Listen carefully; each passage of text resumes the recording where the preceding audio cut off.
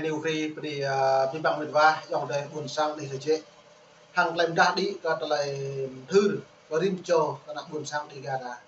doนั้นlain mem dung này lại bây giờ mem dung sa kata lain thế ka pro ani dan cara không chịu ka ani chịu dong ma do dah lain này là pre thau pimpang rim cha như cho mò thế như cái mặt kal làm cha cái như berusaha karena mai tum kok pre buộc lắc thau bien Campuchia nó nhiều cách có mấy mạ có bảy đi lần theo Campuchia dưa ta hạt rẽ mằng lần là này ta bàn là để bộ khoa pro nước Mỹ tổng thống Donald Trump nhưng bạn mong bạn lần chàng bơi một lời rung và lời đáo lên trong vật lần chàng như khả dưa nó hạt rẽ ở này là bộ hiểm bạn hạt rẽ tổng thống Donald Trump pro này ta bộ rim nuôi rung cái tổng thống Donald Trump nhập ra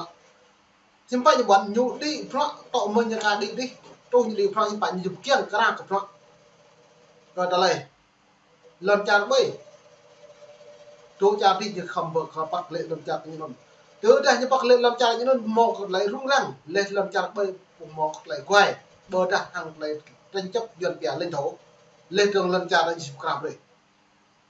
giờ ta rim cha như không một lại ngay lần chàng như nó cắt thầu lại xịn lét lại đi nhạt lại bị bỏng tôi đã lần chàng nó lại một lại ngay úp lên đâu có một lại mặt úp lung ta lại rung này chặt này vừa rung chặt đi lần chặt lên thầu đi nhạt lại xịn lét lại bị bỏng úp giờ nó mất lại tung club mình đúng này tôi một sải bút còn mình ta đây này mình đặt một tua cái một đi lần chặt Việt Nam công chia giờ nó lại trong say cặp đó đáng CPC này lại cặp đó ta lấy lần cha cặp đó hàng lấy buồn cùng nhưng bắt là bố chưa vậy nhiều mắt cắt lấy lít lần là này lại kéo là cái lệ lại bờ tường cắt lấy lần cha dần bẹt lấy nữa tôi mẹ việc mạng cái lệ nhấn lít lại bố mò cái lệ đã lần cha chỉ là mãi vô cấp nhiều bờ tường rồi dượt lên này lại nhiều màu nét đẹp và nhiều này chiến lược đảng phía bọc lấy pipa đi học bật lệ đèn xanh lần trà bày mất quốc gia lần trà bày mất như giáo có thể là biên giới lần trà bày bị xâm lược lần trà đó là trục khải nên mời vị xem mức có là hiện lên mời màu video bên lòng và xem tập bên đây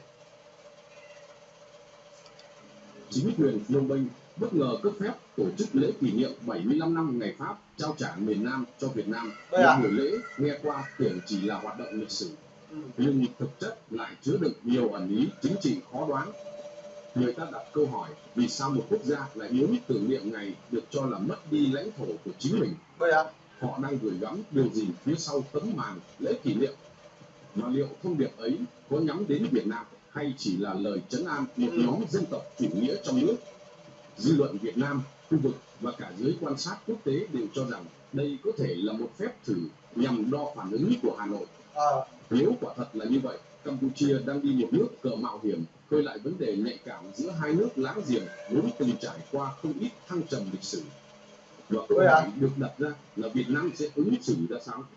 Giữ im lặng để tránh căng thẳng leo thang hay đáp lại bằng lập luận pháp lý và chứng cứ lịch sử xác đáng như từng nhiều lần trước đây? Những điều tưởng nhỏ ấy lại giờ nó lại bố này cắt lại rút video này một lần này hiếm bắt bố nó nhé giờ đã hạt rẽ cắt lại next cặp rọ mạng hiếm bắt hạt rẽ ở Việt Nam chẳng lệ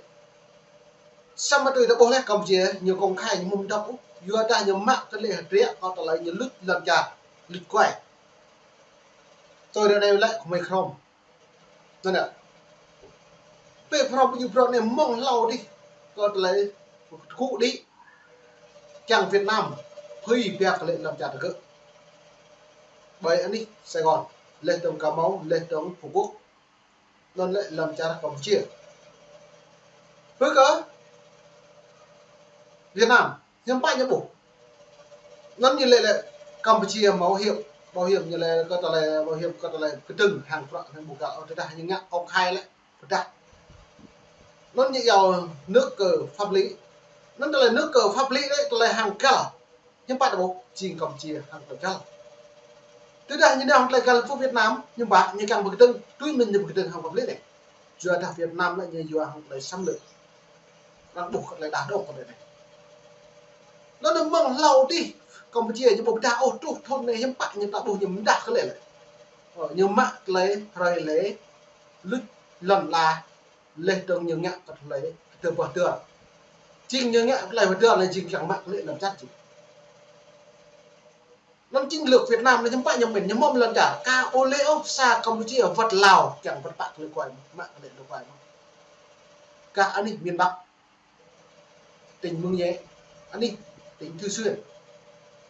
Lào Cai Yên Bái đây ạ cho bố lệ trình lần trả Lào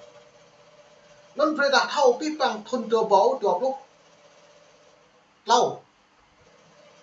nó là màu lấy nuôi họ mỏng hàng nuôi Lào màu lấy cái từng một lạc ngạn đấy hàng nuôi Campuchia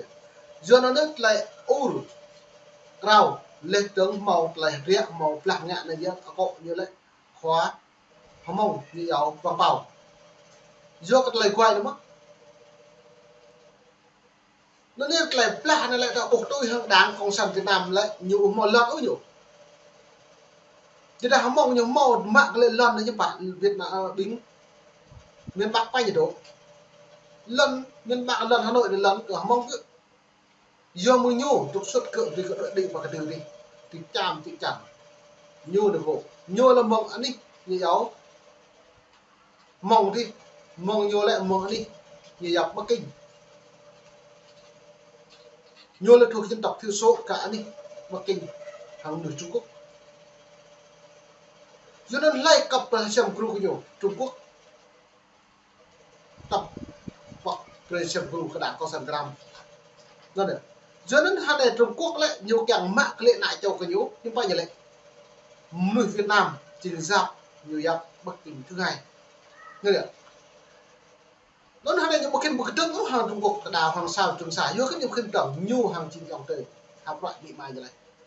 với làm nuôi buồn sang tá lên tổng nuôi hấm mỏng nhưng mà nuôi buồn Trung Quốc bộ nó mình xem mức play video group với lon và khiến buổi lễ ở Phnom Penh trở thành điểm nóng tiềm ẩn giữa vùng biên giới Việt Cam, nơi từng ghi dấu bao biến động lịch sử của bán đảo Đông Dương.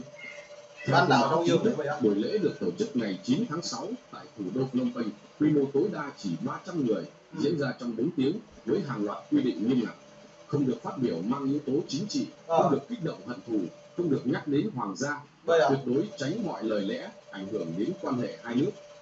Một sự kiện được phép nhưng bị kiểm soát, được tổ chức nhưng không được nói, chính sự mâu thuẫn đó cho thấy chính quyền Campuchia đang đi trên sợi dây mỏng giữa hai mục tiêu: xoa dịu làn sóng chủ nghĩa dân tộc trong nước và tránh làm tổn hại đến quan hệ với Việt Nam. Trong lòng xã hội Campuchia, câu chuyện Campuchia Krom, vùng đất hạ lưu sông Mekong, tương ứng với Nam Bộ Việt Nam ngày nay vẫn luôn là nỗi ám ảnh lịch sử truy nghiêm. Trên bề mặt, buổi lễ chỉ là hoạt động tưởng niệm, nhưng sâu bên trong, nó là cách khơi lại ký ức mất đất, là thông điệp mập mờ dành cho những người tin rằng miền Nam từng thuộc về tổ tiên Khmer. Chính vì miền Nam tổ tiên Khmer, tức là Sài Gòn 2 và Sài Gòn tuyên bố lại Sài Gòn có màu, nhưng đủ để khuấy động cảm xúc và thử thách phản ứng của Việt Nam. Phnom Penh hiểu rất rõ rằng chỉ cần một phát ngôn sai lệch, quan hệ song phương có thể lập tức rơi vào vòng xoáy căng thẳng. Do đó, họ lựa chọn một cách tiếp cận được. Do cho nên mất cầu lại mày đun hàng lại có phi bằng tung klum là lại về cái thầu một là rung ví xa cơ Campuchia hàng cộng sản Hà Nội mang non vật lần la đi cả cổ do kết cả mày lệ nó lại do đã có phi bằng lại lần chặt này lại đang chụp cái lệ tung klum nhá hai này lại Hun Sen nhìn néo nhị áo chiến lược ngầm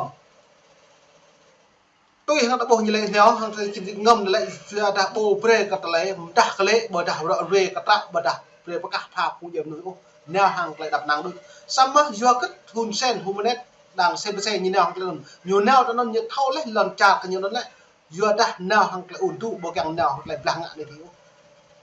hạt địa chiến lược của Hun Sen với đã Việt Nam tới những bạn như mình từ đã Hun Sen công khai ngạn tâm lại những bạn nhiều đặc biệt càng lạ với đã nhiều lạ nhưng bây giờ lần chặt Việt Nam lại nhiều sẽ mất nước nữa ạ mất nước mất quyền do đã nhua lại đang dập nuôi chính nuôi xâm lược lần là kẹo trong bản đồ cái bố này nào buồn sao đồ xem làm này bản đồ cột mốc lên trong bản đồ thế giới đang chấp nhận lần là không biết không Sài Gòn Việt Nam nên Việt Nam hà này lại như tôi rung ép miêu cái kinh thuật nhâm bảy càng xoa dịu hết cái đó lấy Phnom Penh hàng Hà Nội này nên mùa này chỉ đây nhiều free phần đi phạm vượt vãi buồn sang mà mình buồn thương mình luôn đi